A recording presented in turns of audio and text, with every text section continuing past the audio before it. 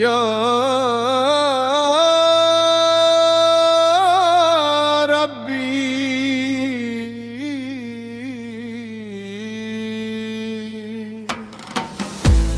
Allahümme salli ala seyyidina Muhammedin ve ala ali Muhammed. Allahümme barik ala seyyidina Muhammedin ve ala ali Muhammed. Ya Rabbi, dojde milost na dunjaluk Muhammed. Ti ni go podari Allahu i ti go nareče Ahmed. Ti go izbra i sura mu dade so ime Muhammed. Ti prekar mu dade za navek da je Mustafa.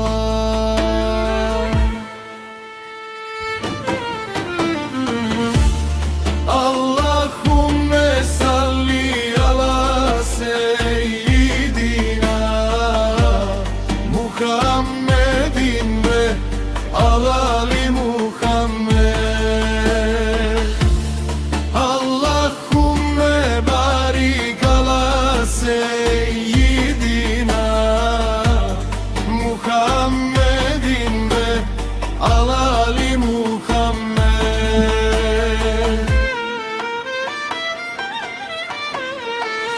Koy salavat pejgamberu, eden mu prouči. Koј srce i duša i usta na salavat nauči. Meleki na nego 100 salavati vozvraća i Allah mu 100 dobra na nego ispraća.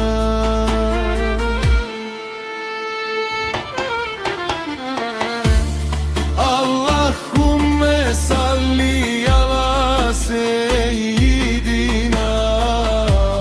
Muhammedin ve ala ali Muhammed.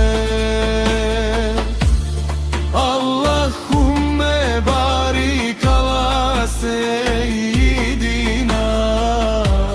Muhammedin ve ala ali Muhammed.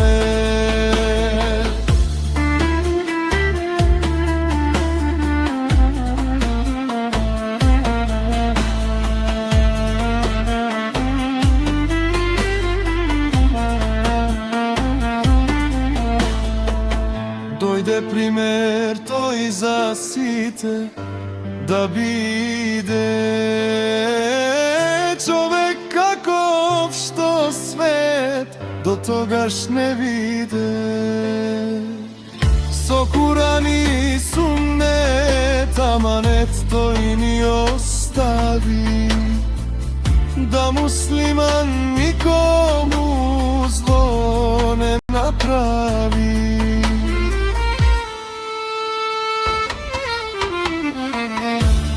Allahümme salli ala seyyidina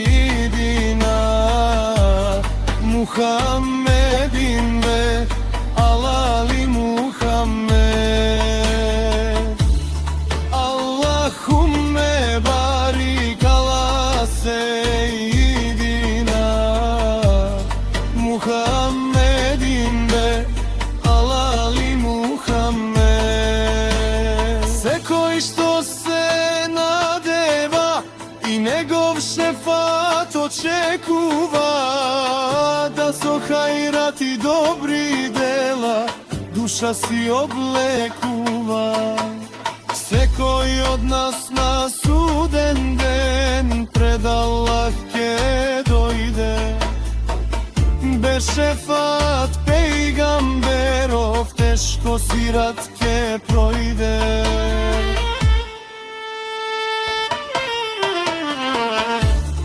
Allahümme salli ala seyyidina